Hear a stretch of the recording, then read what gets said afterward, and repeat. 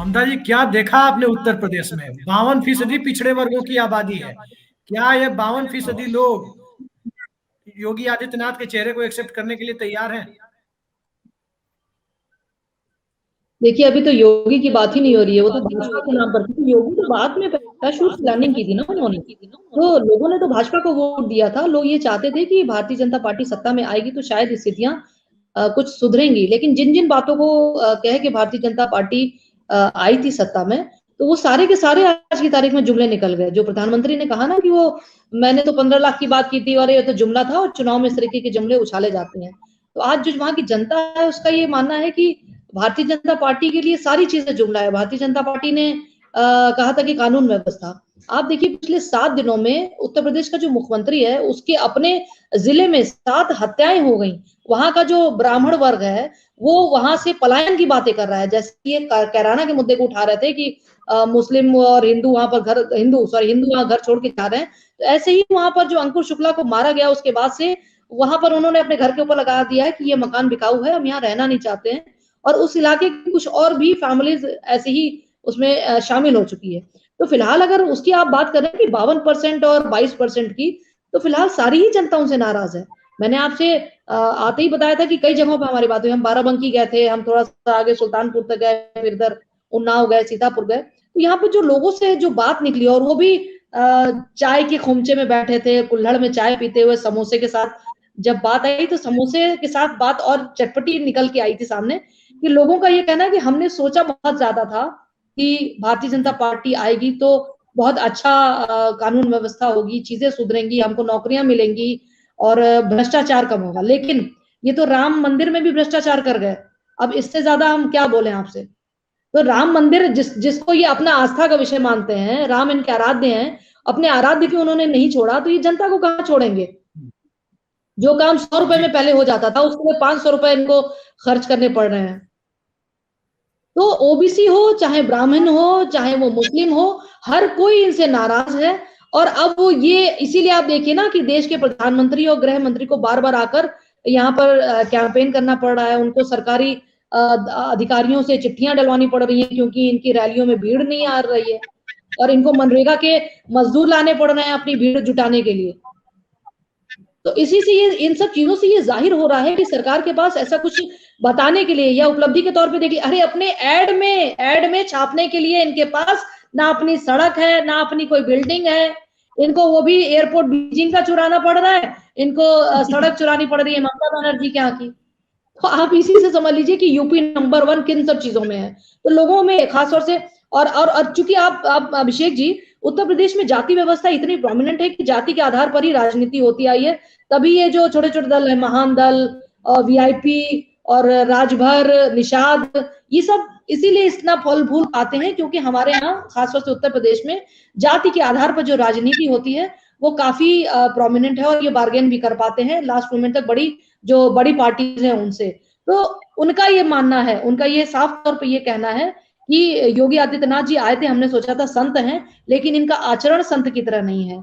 ये लोग, इनसे मिलना बहुत मुश्किल है। जब तक ये संत थे, महंत थे वहां के गोरखनाथ पीठ के, तब तो उनसे जाके मिलना आसान था। लेकिन ये महंत की तरह, कोई भी संत की तरह इनका आचरण नहीं है। ये अपनी जो इनकी निजी खुंदक है, निजी अदावतें हैं, ये उसको फुलफिल कर रहे हैं। ये मुख्यमंत्री पूरे प्रदेश का जो अभिभावक होता है, ये अभिभावक जैसा इनका आचरण नहीं है, और लोगों में इस चीज को लेकर काफी नाराजगी है। उसी को कंडीशन करने के लिए प्रधानमंत्री आप देख लीजिए, अभी तक 5 बार आ चुके हैं यूपी में, और अभी भी दिसंबर तक उनकी कई सारी उनकी सभाएं लगी हुई हैं, और उसमें भीड़ जुटाना अपने आप में एक टेढ़ी खीर बन गई है इनके लिए, भारतीय जनता पार्टी के लिए। अब ये भी धीरे धीरे, जैसे अखिलेश अपनी विजय यात्रा निकाल रहे हैं, इन्होंने भी 6-7 यात्राएं अपनी प्लान कर ली हैं कि 7 दिसंबर से भारतीय जनता पार्टी और उसके जो बड़े बड़े नेता हैं, जिसमें कैबिनेट, हम केंद्रीय नेतृत्व की बात कर रहे हैं, केंद्रीय कैबिनेट मिनिस्टर्स, हर एक जिले में मान के चलिए कि 2 जिले में एक केंद्रीय मंत्री को इन्होंने काम देने का, कि वो चुनाव की जितनी भी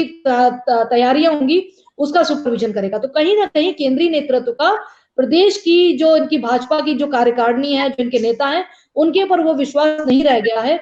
इसीलिए केंद्र के नेताओं को यहाँ पर अभी से लगना पड़ रहा है, और इनका एक तरह से कह लीजिए कि पूरी तरीके से उन्होंने चुनाव कैंपेन है अपने हाथ में ले लिया है, क्योंकि योगी जी पे इनको विश्वास अब नहीं रह गया है। एक सवाल ममता जी आपसे, यदि योगी जी पे केंद्रीय नेतृत्व का ही सवाल नहीं रहा है, तो फिर योगी जी के नाम पे चुनाव किस बिना पे लड़ रहे हैं, किस ताकत पे ये लोग लड़ रहे हैं?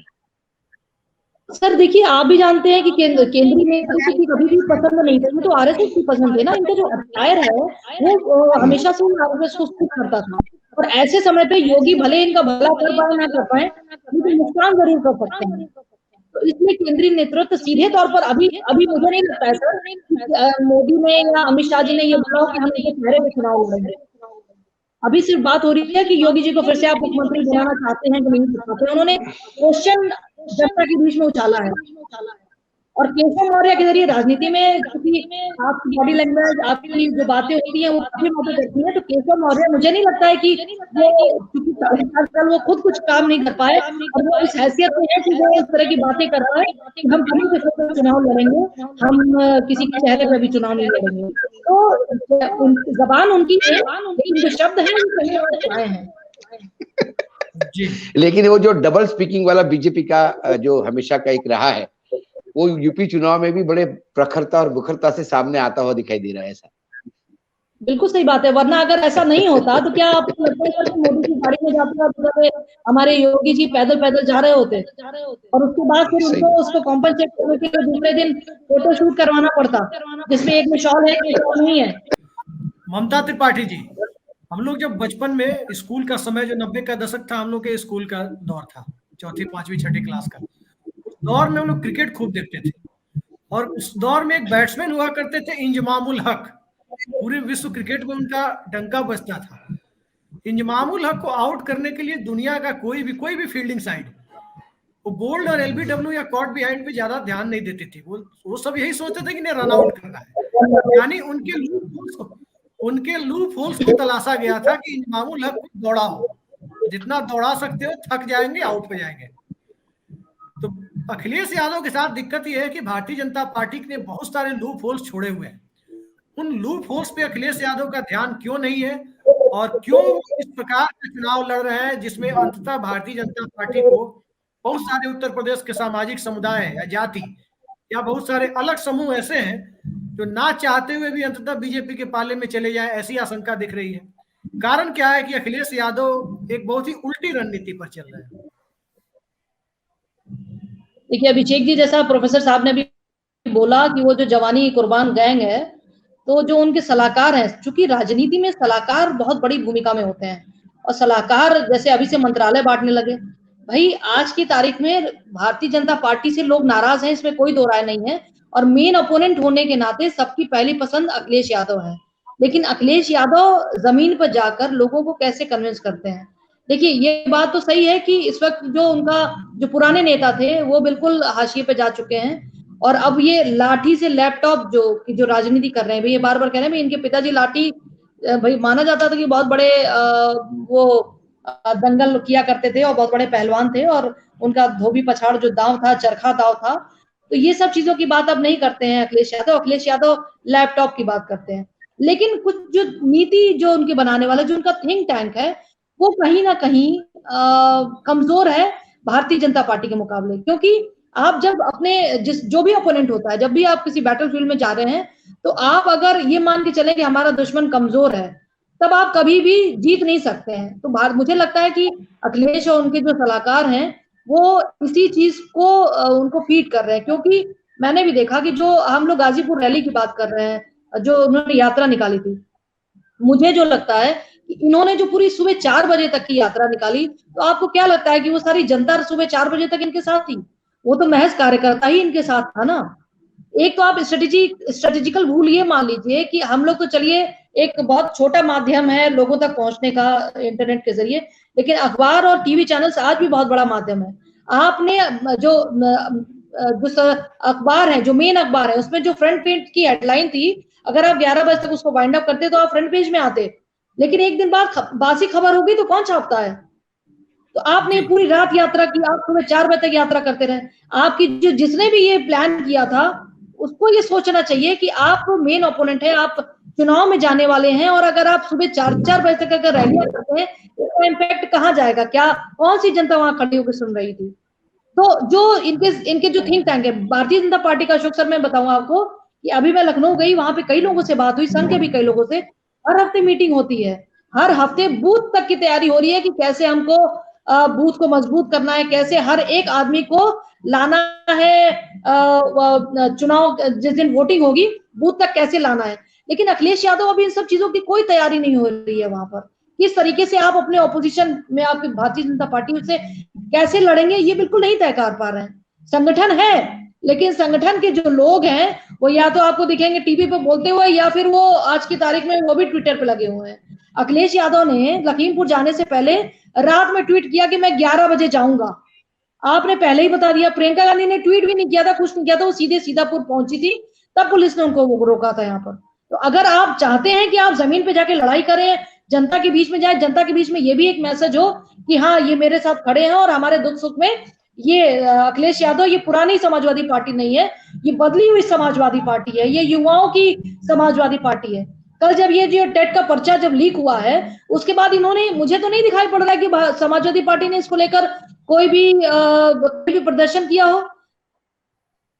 सीधे तौर पे ये मामला उठाया जाना चाहिए कि किसी भी प्राइवेट प्रिंटिंग प्रेस को आपने काम क्यों दिया। जब आपके पास गवर्नमेंट प्रेस है तो सरकार क्यों किसी प्राइवेट प्रिंटिंग प्रेस को काम देती है, और वो भी ऐसी प्रिंटिंग प्रेस को जिसके ऊपर 2 सरकारों ने बैन कर रखा है, उसको ब्लैकलिस्ट कर रखा है।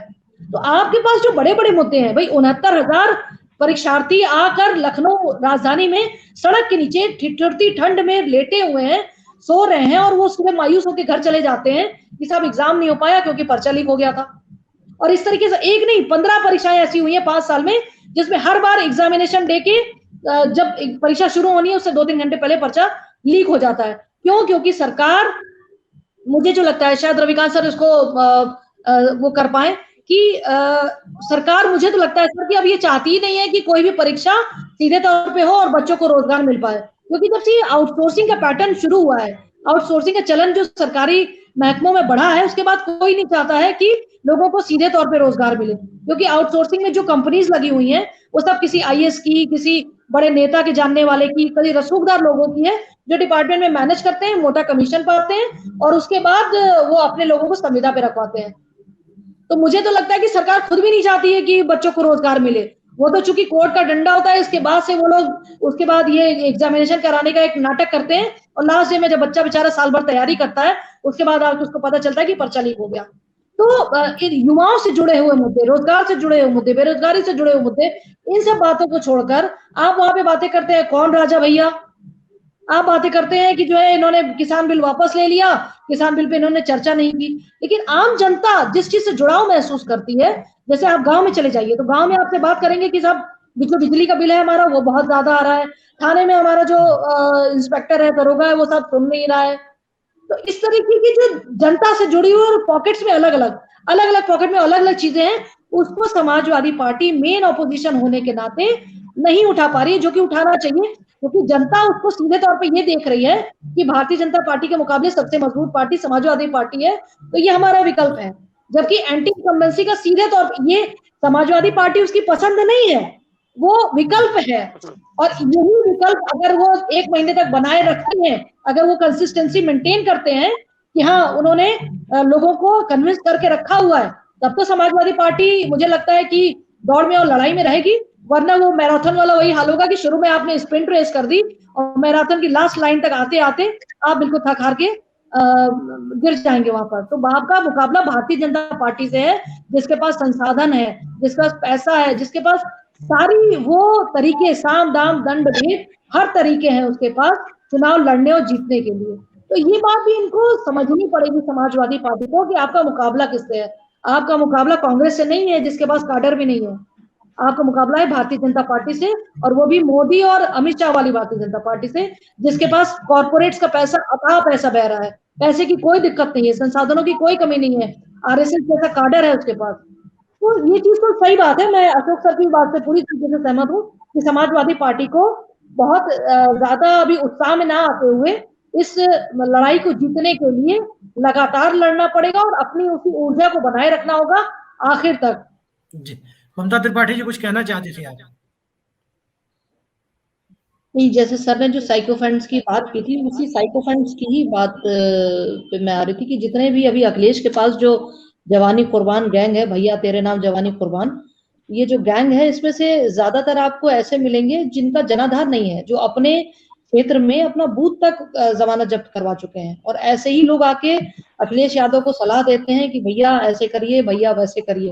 तो बेसिकली इनके पास जो अभी आज की तारीख में जो जमात इनके आसपास इकट्ठा है, जिनकी बात अखिलेश जी को ये लगता है कि हाँ वो जनता की नब्ज को सही से टटोल के बता पाएंगे, उनकी खुद की हैसियत इतनी है कि वो 100 वोट तक नहीं पा पाएंगे। तो इसका फैसला तो अखिलेश यादव को खुद करना होगा। जैसे आपने बताया कि वो 21 साल तक वो राजनीति का कैरियर अपना कंप्लीट कर चुके हैं, लेकिन आप उठा के अगर देखेंगे तो लोकसभा में जब वो 12 से एक्टिव हुए हैं, जब वो मुख्यमंत्री बने हैं, लेकिन उसके पहले मुश्किल से 2 या 3 उनकी स्पीचेस रही हैं लोकसभा के कार्यकाल के दौरान। और मुख्यमंत्री बनने के बाद से भी चूंकि उनके फादर थे, उनके चाचा थे, सभी ने उनको पूरी तरीके से सरकार चलाने में गाइड किया। लेकिन ये एक पहला मौका है जब अखिलेश को अपने अकेले अपने दम पर सरकार बनाने के लिए अपने आप को यहाँ पे स्थापित करना है। तो फिलहाल वो जो ये जवानी कुर्बान गैंग है, उनको अपने आप को उनसे छुड़ाना होगा, क्योंकि जो ये साइकोफेंट्स हैं, इसमें से मैं आपको नाम तो नहीं बताऊंगी, लेकिन जितने भी हैं मुझे बहुत अच्छे से याद है। जैसे अभी अशोक सर ने भी बोला था कि आते ही इनके पास ये 2-4 कॉन्ट्रैक्ट लेंगे।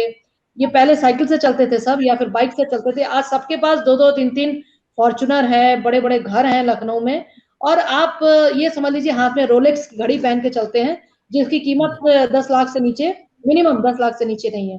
तो ये वो वाले जवानी कुर्बान गैंग है जिसके बारे में अखिलेश यादव को सोचना होगा। इनके लिए ये वाला चुनाव करो या मरो वाली स्थिति है। अगर इस बार वो सत्ता में नहीं आते हैं तो फिर तो उनके लिए मुंगेरी लाल के हसीन सपने हो जाएंगे उत्तर प्रदेश के सिंहासन पे बैठना।